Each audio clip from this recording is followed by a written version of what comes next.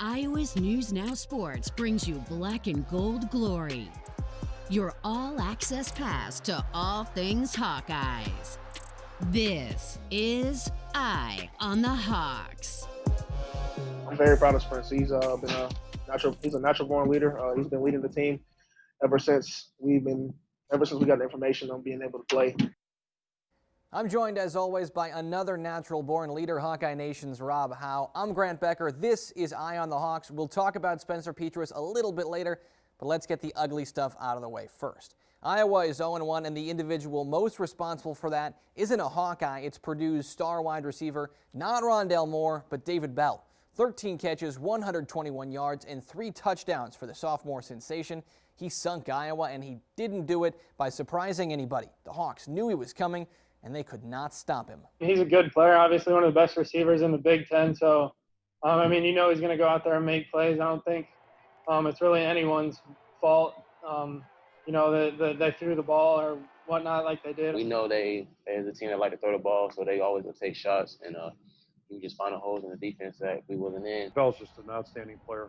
I said that earlier in the week, but in my opinion, he's one of the best receivers that we've faced in 21 plus years. And he gave us a hard time last year, and same thing again today. While David Bell caused the Hawkeyes plenty of problems, they also created issues for themselves with 10 penalties for 100 yards, and they really ran the spectrum, from a handful of false starts to a blindside block that erased a 17-yard gain to a crucial face mask penalty on Purdue's winning drive. This is another area that you can point to and say that's where Iowa lost the game. False starts they're 5-yard penalties, but they're really momentum killers. It just makes it tougher to sustain some rhythm offensively when you get those, and obviously it makes the hill that much climber to get first downs. So yeah, that's not a good deal.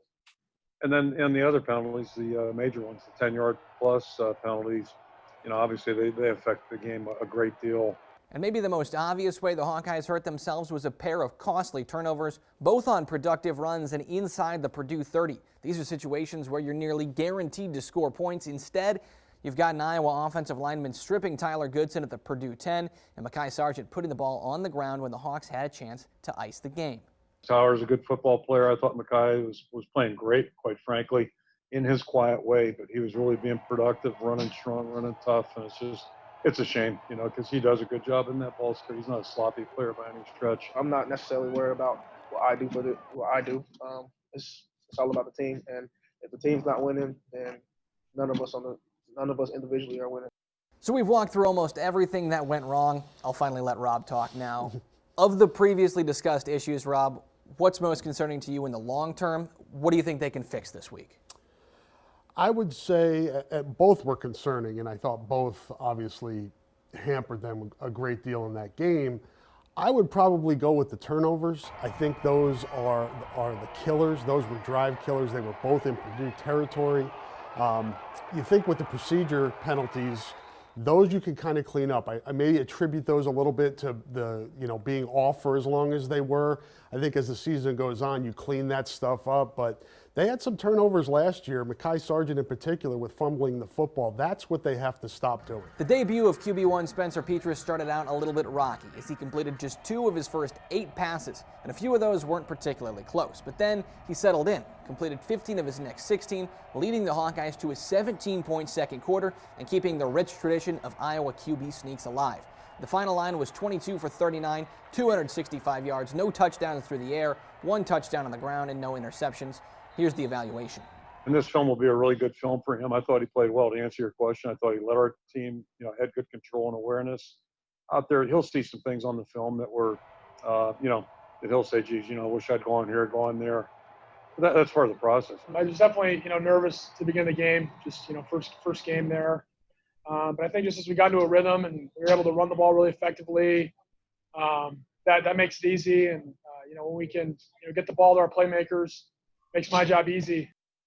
Rob, we'll probably do this after every single game this year, but what was your evaluation of Spencer Petras' first start? I thought it was a solid first start. He looked a little bit jittery, initially at the beginning of the game, and then on the final drive when, the game was in the balance, I thought he was a little bit unsettled. His offensive line didn't give him the most protection at the end of that game either.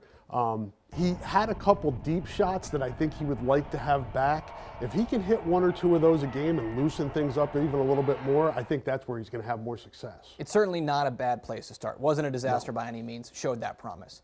Well, Spencer said it himself. The Hawkeyes' success in the run game made things easier for him. As a team, Iowa rushed for 195 yards. Ivory Kelly-Martin averaged 7.3 yards per carry. Goodson and Sargent both cleared 70 yards. Amir Smith-Marset gained 18 yards on 2 runs, and this looked like the run game we expected to see from Iowa. So, Rob, we already discussed the fumbles, but outside of that, were you impressed with the Iowa run game?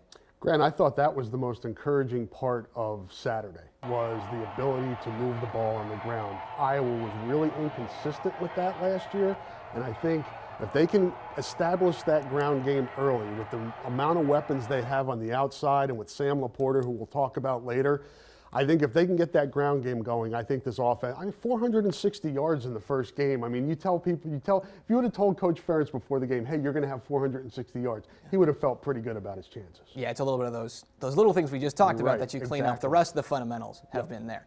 And we got to talk about Iowa's breakout star from Saturday. It's 23-year-old freshman punter Tory Taylor, who was attending his first ever American football game Saturday, and he came through. Taylor was put in tough positions a couple of times, and while there were a pair of mediocre punts in the bunch, Taylor averaged an impressive 44 yards per punt and stuck Purdue at their own 1-yard line. Tory's probably a great way to finish this up because it really is kind of representative of our football team. You had guys like Golston out there and Alec Jackson, that have played a lot of football and played really well. And then you got some guys like Spencer we talked about, and then Tory. Tory's not only never played, he's never seen an American football game live. So his first experience, I think he had a punt out of the end zone on the first one. So I think, a lot to be like about him. I guess maybe I should have seen this coming, but after Iowa's first game in 10 months, we're talking about the punter. But he looks like a find. Punting is winning. That's the saying in Hawkeye country. Yeah, and he's a great story. He's a kid that was held up for most of the summer because of visa issues with the pandemic. He didn't get here till the middle of August, and then he got here and he had to go into quarantine. And it's really just a great story to be able to see him get out there for his first ever American football game. They have a really good quarterback too, so we're just going to be prepared for whatever. All right, enough about punting. It's time to turn the page to Game 2, how the Hawks are prepping for Northwestern, and Jet Beecham's deep dive on the Wildcats' new quarterback.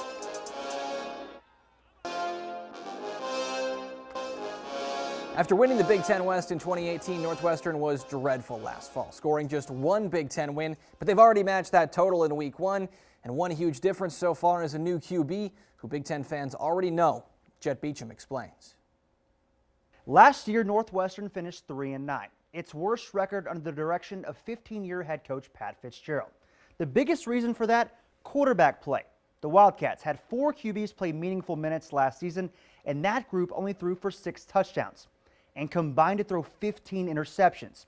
Enter Peyton Ramsey. A familiar name to the Big Ten, Ramsey graduated from Indiana and transferred to Northwestern and pretty much immediately won the starting job, and with good reason. The former Hoosier started 23 games at Indiana and last year completed nearly 68% of his passes for 2,500 yards and 13 touchdowns. If those stats don't impress you, just listen to his former roommate, Hawkeye's offensive lineman, Coy Cronk. I love him to death.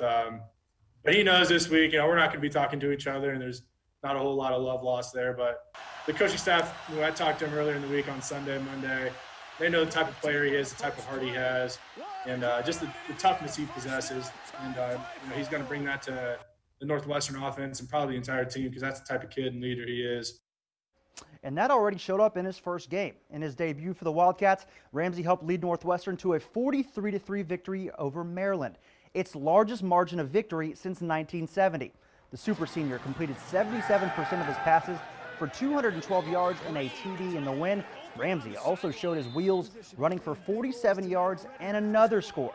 That dual threat ability, along with his leadership, reminds Iowa head coach Kirk Ferentz of another QB the Hawkeyes know all too well. I was always impressed with the way he carried himself on the field, the way he operated. It's not like he's got a tremendous arm or, this or that, just exceptional. The guy's just a good football player. And I'm not saying he's McSorley, but, McSorley, the way he was, just his team always won, it seemed like. He just has that knack, and that's, to me, how you judge quarterbacks. And it seems like he does a really good job with it. Just, you know, he's got that it factor, whatever you want to call it. I think we probably have a pretty good idea of who Peyton Ramsey is at this point. Kirk Ferentz certainly has a lot of respect for him. Do you think he's taken another step forward, or is he just playing a pitiful Maryland team? Yes, both. Maryland is awful, but you still can't take away what he was able to do on Saturday in his first start after such a long layoff. I think one of the most impressive things to me, Grant, was he completed 23 passes to 7 different receivers, and each of those 7 had at least 2 catches. So he is spreading the ball out, getting everybody involved. That puts a lot of pressure on a defense. And it almost doesn't matter how good he is, provided that he's average, would be a massive, insane upgrade over what they had last year, like Jed explained. Yes. Well, as good as Peyton Ramsey is, I think Northwestern probably could have won with me under center Saturday, because the Wildcats' running game was incredible. They ran the ball 53 times for 325 yards. Now, that kind of game plan is much more effective when you only give up 3 points the whole game, but it's clear where the Hawkeye defense starts their preparation. It's with the Wildcats' running game. They come out in similar formations about 8-9 times in a row, but it'll run a different play. That's something that the defenses, we just really got to start to adjust. And so that's kind of what the focus on the week has been, is recognizing those formations and understanding what they want to do to us. Those guys they're really big, and they like to turn out people and position block a lot. So our goal pretty much is to make sure we're getting knocked back off the ball, you know, great pad level, things like that, and just making sure we don't get turned out. Same question here, Rob. Is the Northwestern rushing attack good, or was Maryland just that bad? Yes. Bad defense by Maryland, but Anderson and Isaiah Bauer are established running backs. They're not a secret. Bauer ran wild on Iowa in 2018. They contained him a little bit better last year, but this is a good rushing attack. And if I look at last week's performance at Purdue, the thing that I liked most about Iowa was Iowa's running the ball. The thing that worried me the most was Iowa's rush defense. So this is a concern, and it'll be interesting to see this week if Iowa can shore up the rush defense. That's certainly the challenge here this week.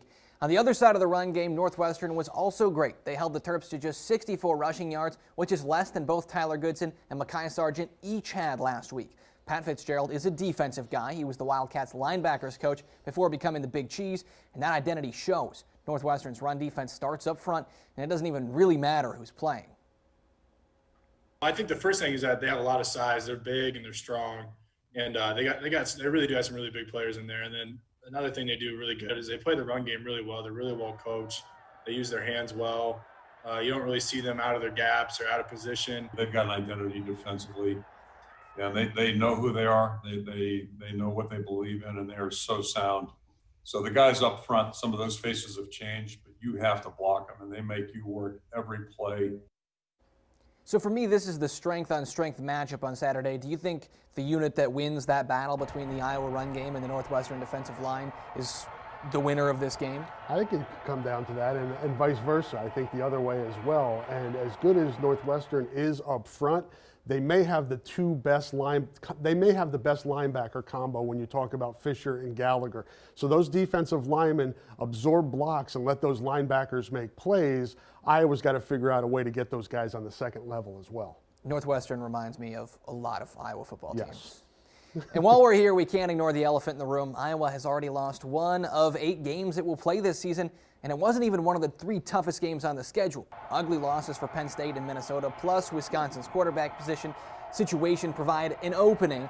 But after just 1 loss, this team, are they feeling a sense of urgency? Absolutely. I mean, especially when you're staring down the barrel of your last season, you want to go out there and make every single play, every single opportunity. You want to take the pressure off a lot of people, put it on yourself so you can go out there and have everyone else execute while you execute with them.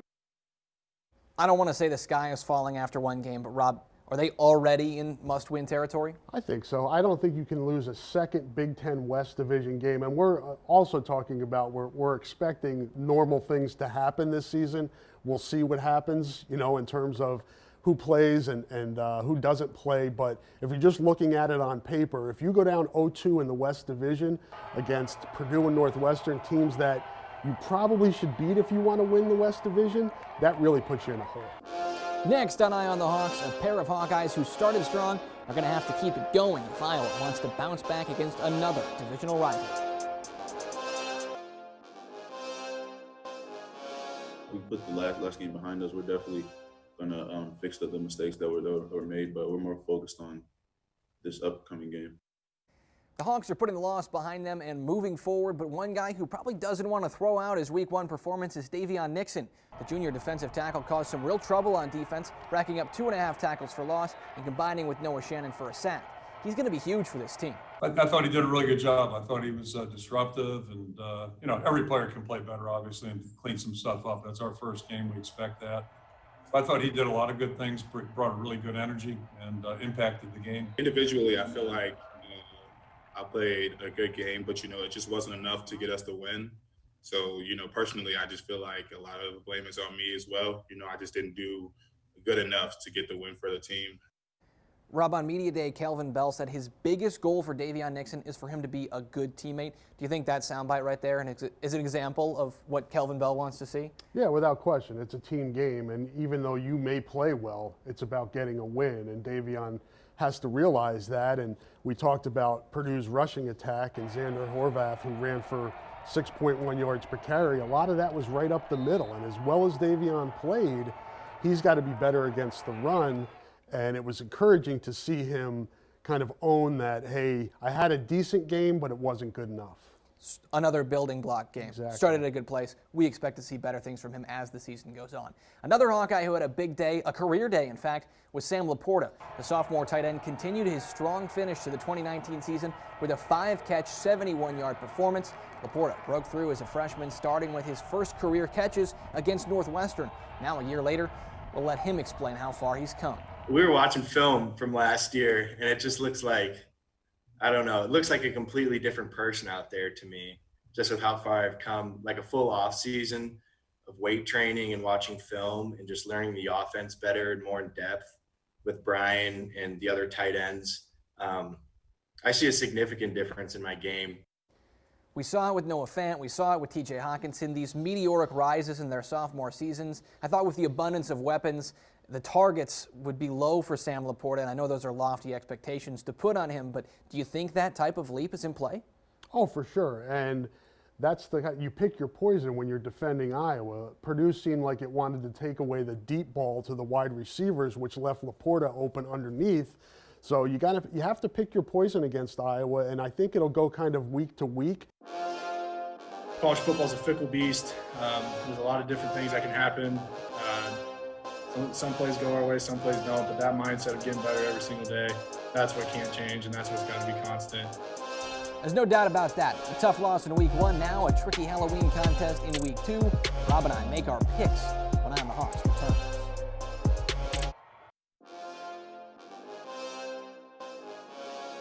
A couple of years ago, I do remember voting, mainly because my wife reminds me to, and I remember going down to, I think it's Horace Mann.